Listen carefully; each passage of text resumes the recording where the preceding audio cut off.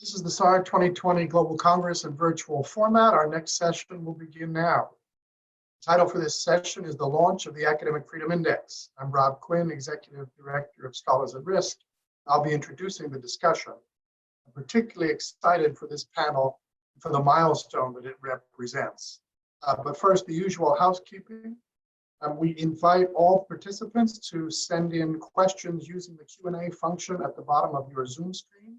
If you wish, you may submit your questions anonymously. Our apologies if we can't get to all the questions in the time available. You can also share your thoughts, your questions, your favorite quotes via the social media conversation on Twitter, Facebook, and LinkedIn using @ScholarsAtRisk and the hashtag SAR Congress 2020.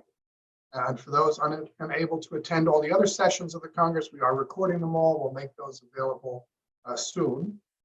And again, a reminder that we hope to reschedule some of the in-person elements of the Congress for later in this year. So please mark your calendars for the week of November 16th, 2020 in New York City. Now, so why am I so excited about this session? Well, as you know, this year we are marking our 20th year of service to the higher education sector at Scholars at Risk. And it's just a bit over 20 years, even before the network was formally launched, that I was first asked two questions by a reporter. Where is the worst place for scholars and academic freedom, and are things getting better? And over the years, we've tried to develop data to answer these questions in a more robust, systematic way.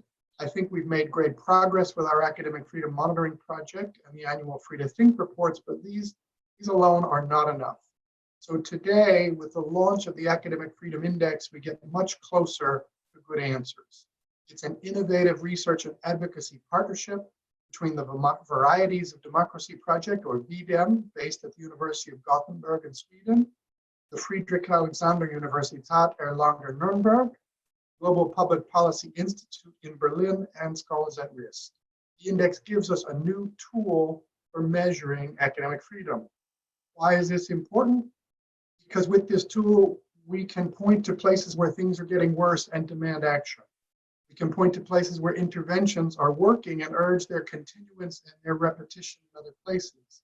This will not only make Scholars at Risk's advocacy and protection work more effective, but it will allow states, higher education actors, ranking systems, and more to demand greater protection for academic freedom.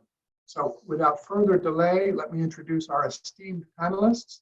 First, we'll have Dr. Katrin Kinzelbach of the Friedrich-Alexander-Universität, then Anna Lührmann of the V-Dem Institute at the University of Gothenburg, and finally, Janika of the Global Public Policy Institute, GPPi.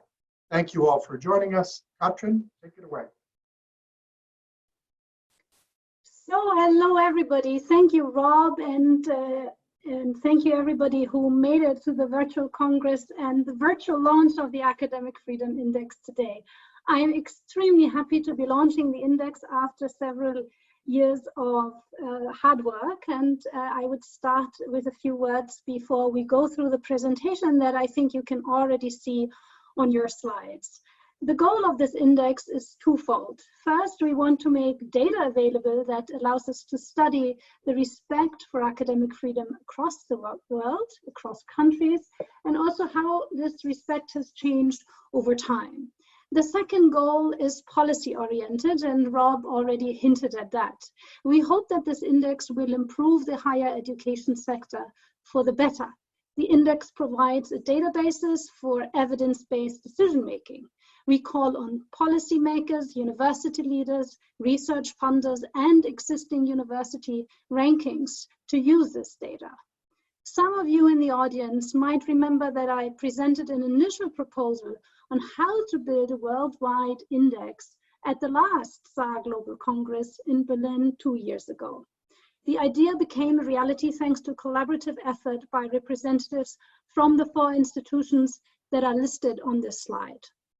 I also want to recognize the contribution of our GPPi colleague, Elias Saliba, who's not here on the panel with us today, but he's a co-author of our report and probably listening in the audience. We also benefited from a lot of input, advice, constructive criticism, and support from many people and organizations along the way. For reasons of time, I cannot list everybody by name, but to those of you who are in the audience, I want to say thank you. So now we go to the next slide, which for some reason, I can see it, yes. I will give you an overview of what we plan to do in the next 25 minutes. I will start with a brief introduction to the data. Then Anna from V-Dem will share more details on the methodology, and Janika from GPPi will present some key findings and recommendations. We will try very hard to leave some time at the end to also answer your questions, so please do send them to us via this device. Okay, so on the next slide, you will see, I'm struggling here with my computer. Yes, you will see a graph. And I tell you a little bit more on what's behind this graph. So the Academic Freedom Index is based on expert assessments. 1,810 coders from around the world have so far contributed 110,000 observation points for the period 1900 to 2019. So it's quite a massive data set. We asked the experts to code 5 different indicators that cover the most important dimensions of academic freedom. And these indicators are shown with these colorful dots at the top of the slide. The freedom to research and teach, the freedom of academic exchange and information, institutional autonomy, the freedom of academic and cultural expression, and also campus integrity.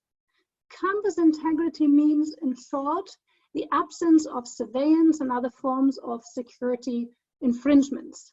Such infringements can also include the instruction to close universities. But not every closure of a university is an attack on academic freedom.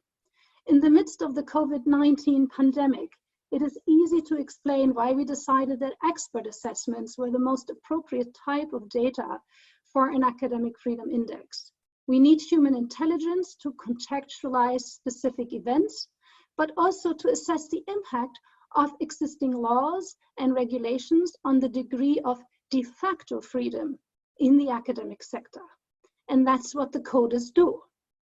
1,810 coders provided assessment for each indicator on a country year basis. So for every year since 1900, and you can see those years on the x-axis. They code on a predefined scale, which is depicted here on the y-axis.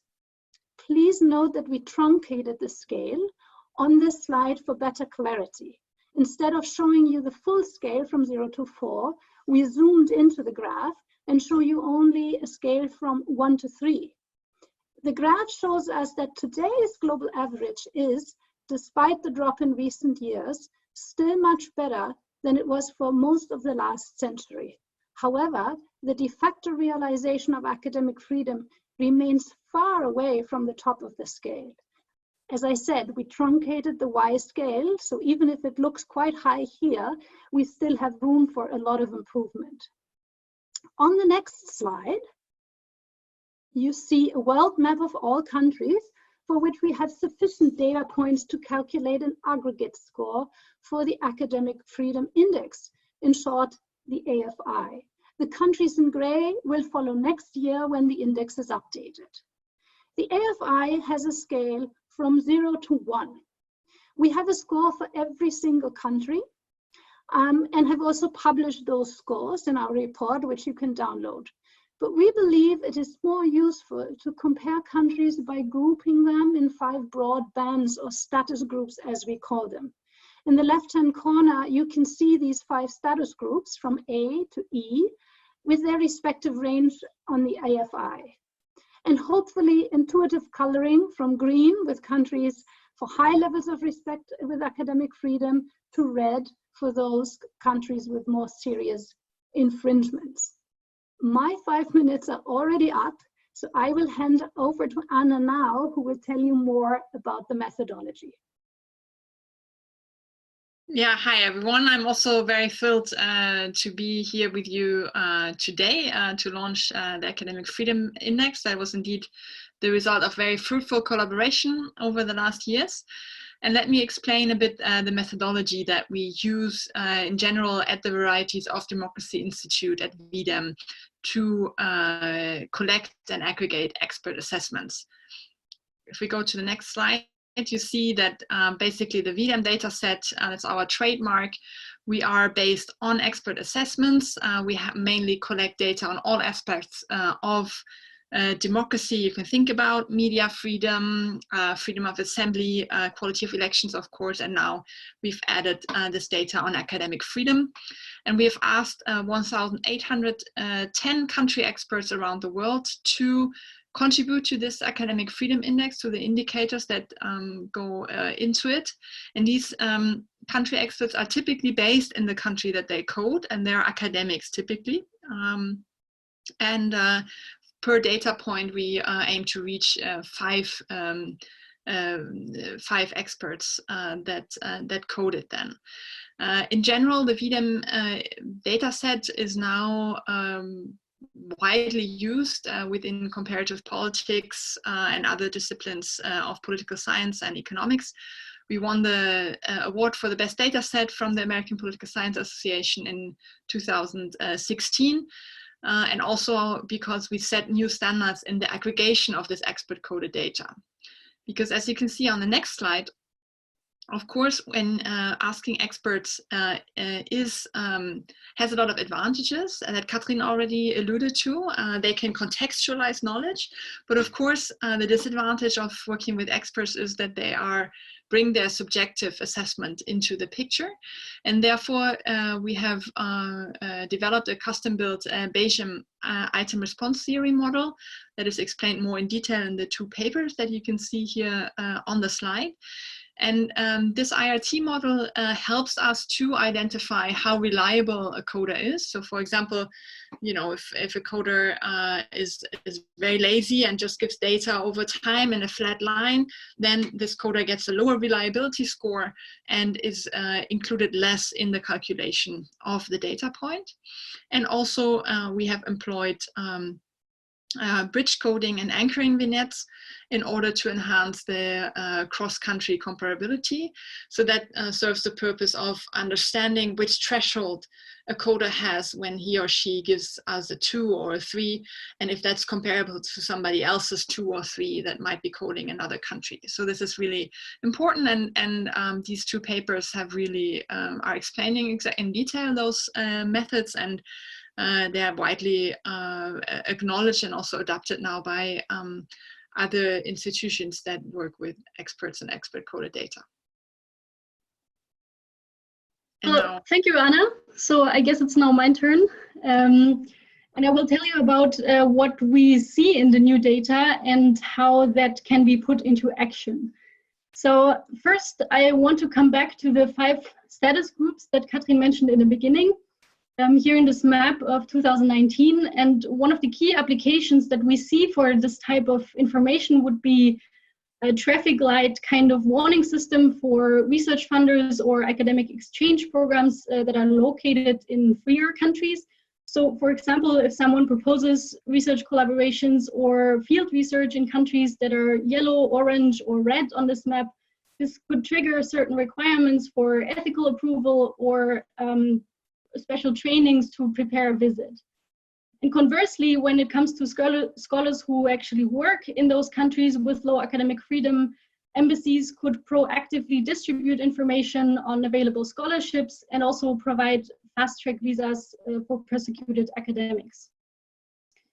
The second example relates to country trends over time. So here you see the 5 indicators over time for a selection of countries and territories.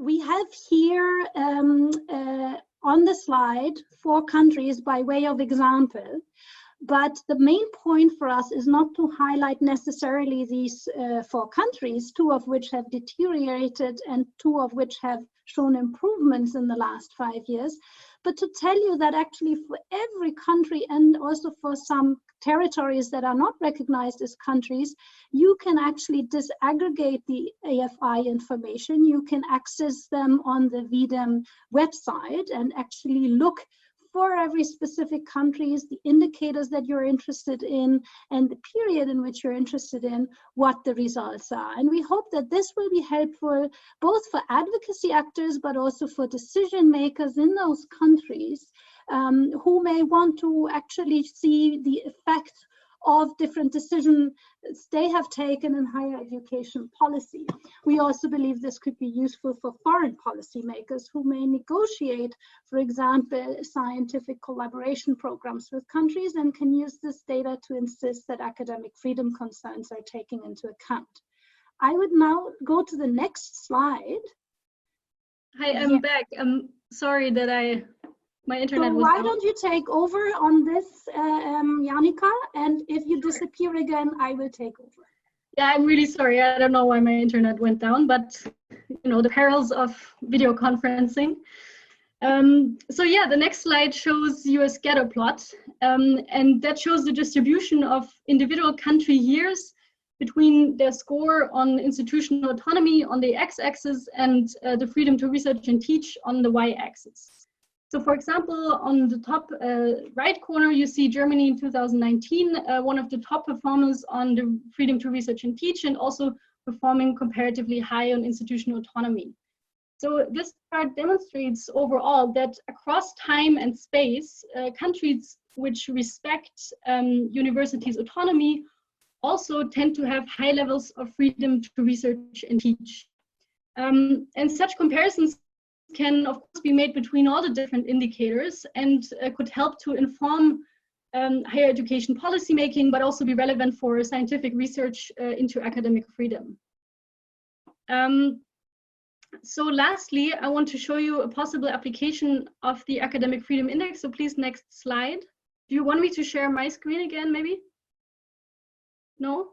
Okay, so please, yes. Thank you. So one possible application of the Academic Freedom Index in the context of university rankings. And by the way, if you can't all read the details here, that's no problem. So on a substantial level, we believe that academic freedom should always be a component of any measure of academic prestige. So with the new data, we want to challenge the understanding of what makes a good university, because so far, none of the rankings actually take academic freedom into account. And also on a more practical level, as you probably all know, such rankings have become very influential in the higher education sector. It is not unheard of for universities to adjust their internal strategies simply to improve their ranking performance. So for this reason, those rankings are in a unique position to improve academic freedom by including it in their assessments and thereby altering incentive structures. So what would such an inclusion look like? Here, as an example, I have the QS World University Ranking of 2020. And in their methodology, each of the listed universities receive a certain score for 6 indicators, which are aggregated into one overall score between 0 and 100. And based on that score, the universities are ranked.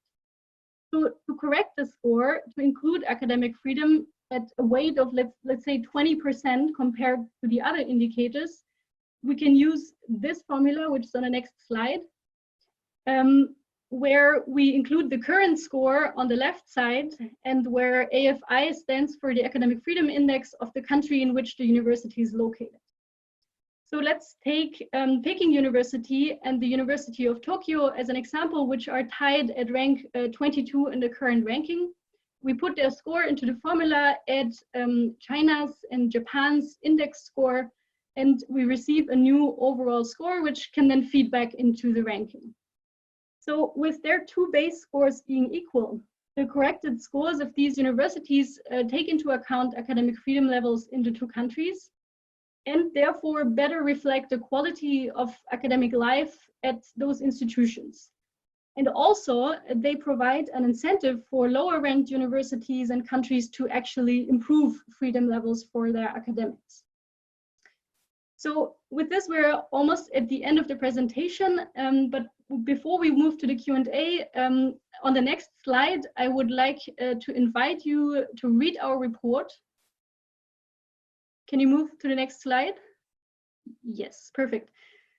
So our report contains some more detailed recommendations for policymakers, universities, funding organizations, advocacy groups, and so forth, on how they can use the data. It also includes some additional data visualizations that might be of interest.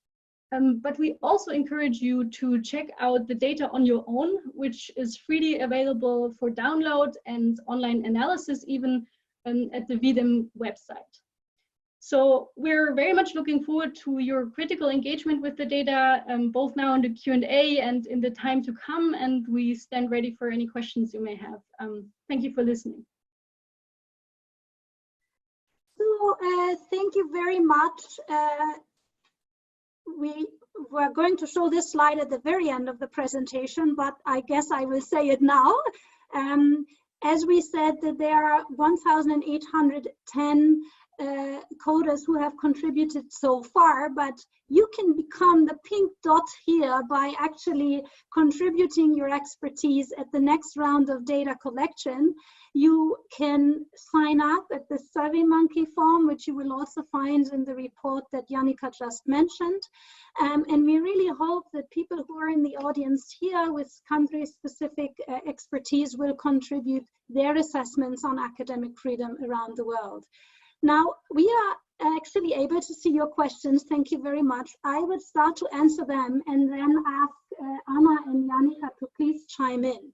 The first question that I'd like to answer is actually on the unit of analysis. So yes, you're right, the unit of analysis is countries, and we considered using also institutions such as universities as units of analysis.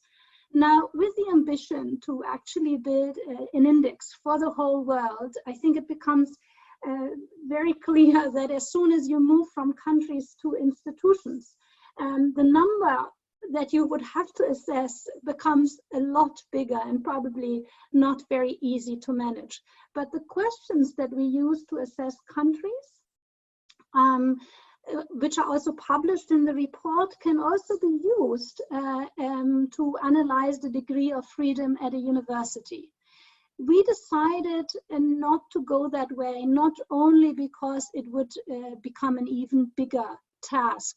We also felt, while it is very important to understand subnational variation, it wouldn't be exactly helpful to single out the freer institutions in repressive countries and thereby, send signals maybe to capitalists that they have to rein in on those institutions. So also for this reason, we feel that the level of analysis at the country level is probably more useful.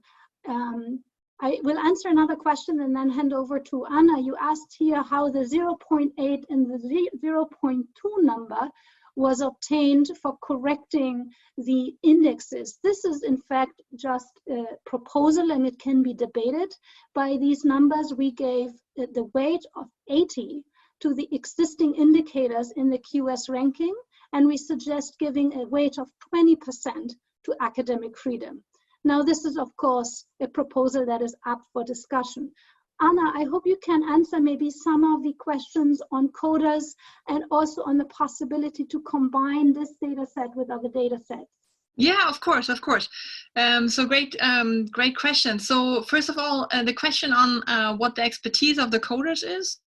So we carefully check that these coders are coders that have either published on the topic that we asked them about, and definitely are and have a specific knowledge about the topic and have knowledge on the specific country that they're coding. So these are the criteria, and as I said, most of our experts have a PhD and still work at an academic institution. And the reason why we have insufficient data for the US and Australia and also a bunch of other countries is because we couldn't, in the short time period we had at the end of last year, we couldn't identify enough experts that were also willing to contribute to the survey, because it's quite a lot of work going back to 1900 to today. So I would assume it takes about, well, it depends on how much you have to dig into additional resources, but it takes quite some time. There's also reimbursement for their experts. So for the US and Australia and several other richer countries, we unfortunately couldn't find enough experts, but we're recruiting experts now. So it would be great if you would sign up, in particular for those countries where we haven't had data to show you this year, and then we'll have the data next year. On the question of the combination of this data with other data and other indices, of course, this is exactly one of the usages that we have envisioned, that scholars use this data to research any question they might have, either on why academic freedom comes about, so as dependent variable, or what kind of consequences academic freedom has on other aspects of political or social life in a country. So this data is integrated in the V-Dem data set, where you already find a lot of other data, first of all from V-Dem on the other aspects of democracy, but second of all, we have, for the service of our users, also included other variables such as level of GDP, inequality, infant mortality, whatever you can think about as typical variables that quantitative scholars use in that data set. And of course, you can also merge it with the Pew data set, for example, or anything you can think about. So we totally encourage that, and we also give some instructions on how to do that.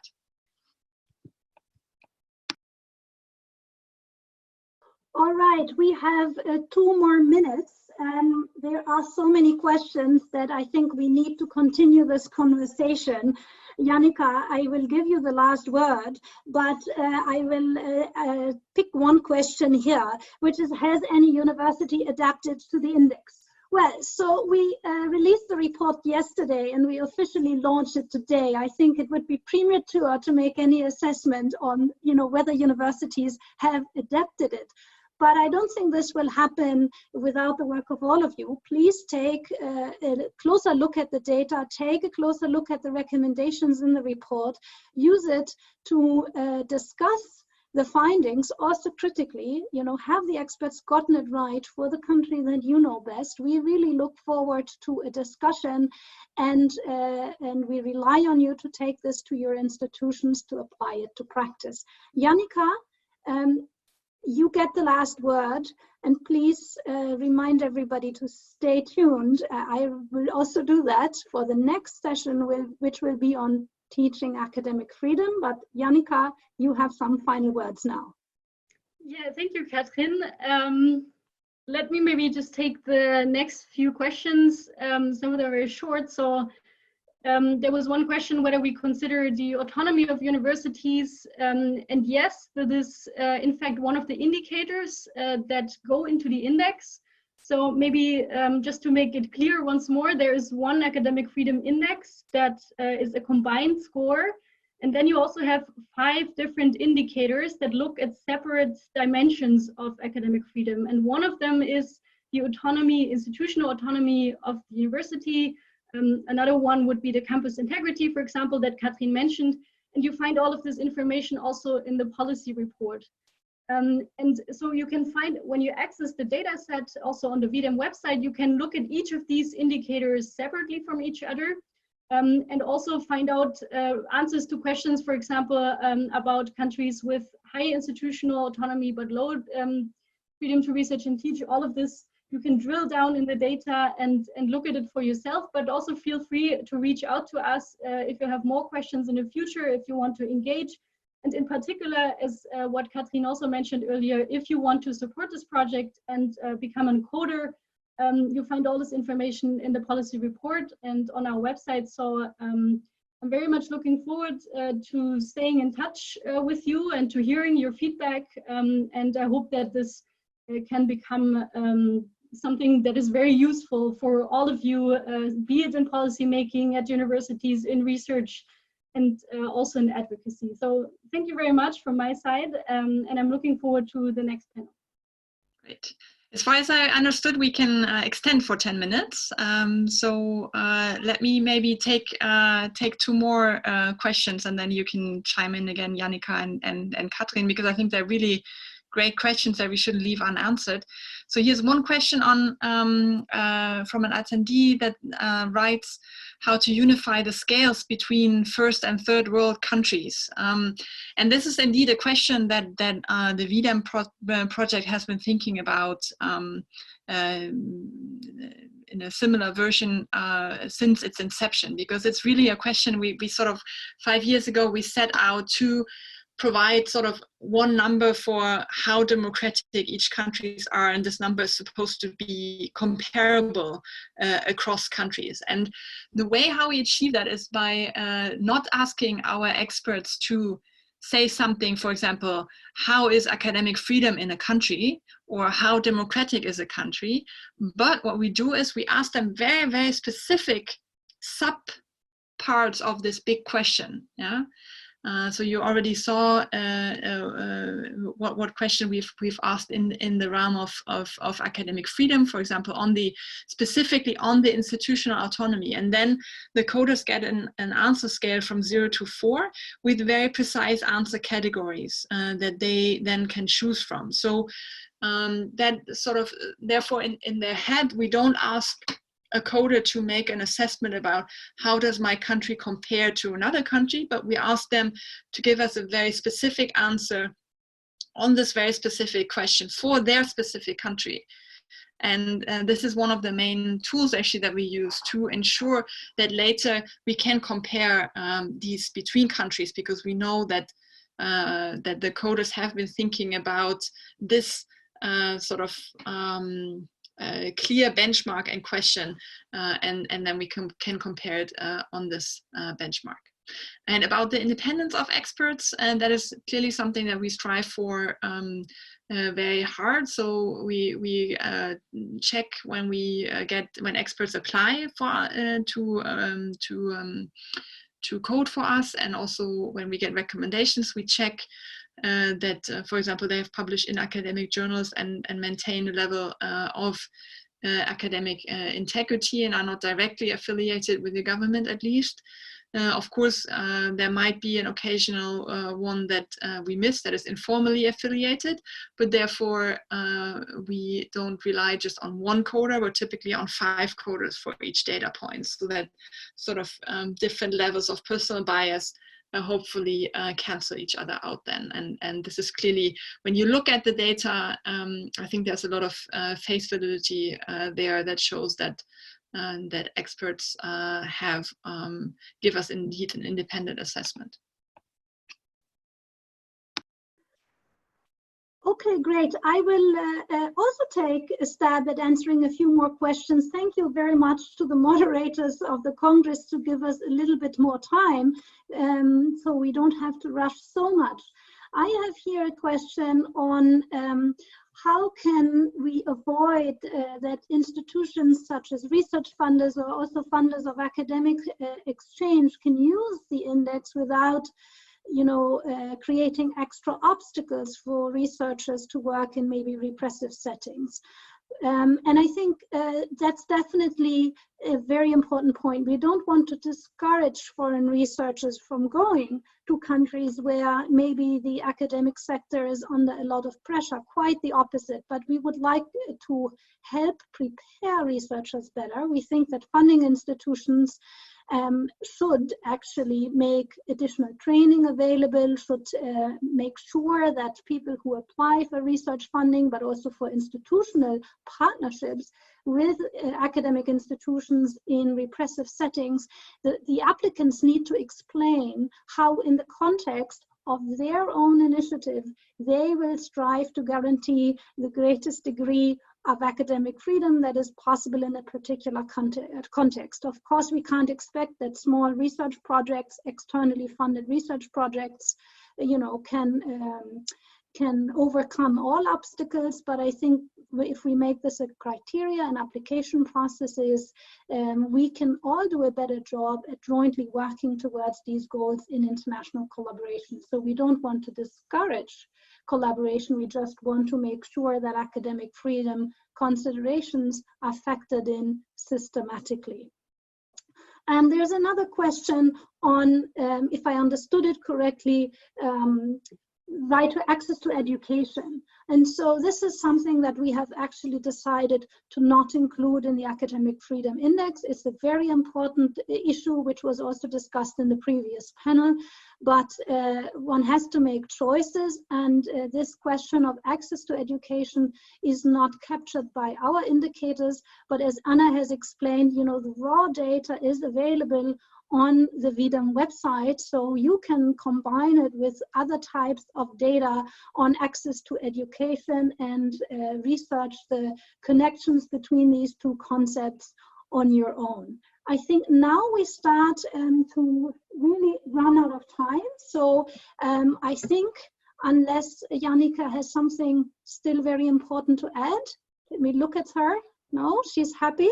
Okay, then I would wrap up here. I thank everybody. We have 173 members in the audience, which is really very impressive. So I think this panel shows that, you know, academic exchange will not be stopped by repressive regimes and will also not be stopped by the coronavirus. We found a way to still come together, even if not in person. So I want to thank the Scholars at Risk Network for making this possible. I thank you all for listening. We encourage you to look at the report at gppi.net/academic freedom and also at the V-Dem website to look at the data. We call on you to please sign up as experts for the next round of data collection so we can improve the index even more collectively and we can color up those gray areas that we still have on the world map.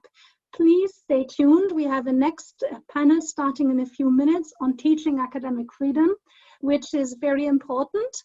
And I hope you can still make time for the next panel. With this, I say goodbye and thank you to everybody.